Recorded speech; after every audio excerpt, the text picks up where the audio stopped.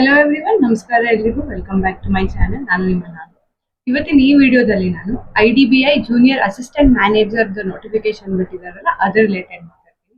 And ಅದಕ್ಕಿಂತ ಮುಂಚೆ RBI assistant last date March 8 ತನಕ ಇತ್ತು, ಬಟ್ ಅದನ್ನ ಎಕ್ಸ್ಟೆಂಡ್ ಮಾಡಿ ಇವತ್ತಿನ ತನಕ ಮಾಡಿದ್ದಾರೆ. ಯಾರ್ಯಾರೆಲ್ಲ ಅಪ್ಲೈ ಮಾಡಬೇಕು ಅನ್ಕೊಂಡಿದ್ವಿ ಆದ್ರೆ ಮಾಡಿರ್ಲಿಲ್ಲ, ನಿಮ್ಗೆ ಇನ್ನೂ ಚಾನ್ಸ್ ಇದೆ. ಅಪ್ಲೈ ಮಾಡೋರು ಅಪ್ಲೈ ಮಾಡಿ. IDBI ಇದು ನೋಡೋದಾದ್ರೆ ಬೆಂಗಳೂರು ಝೋನ್ ಟೆಂಟೇಟಿವ್ ವೇಕೆನ್ಸಿ ಬಂದು 75 ಇದೆ.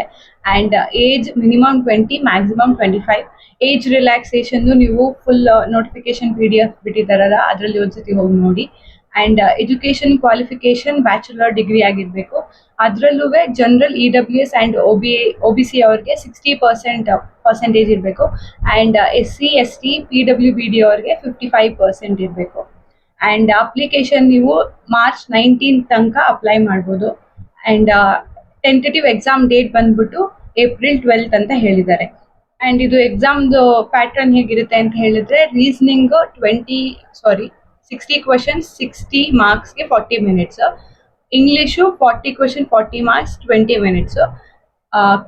Quantitative aptitude 40 question 40 marks 35 minutes.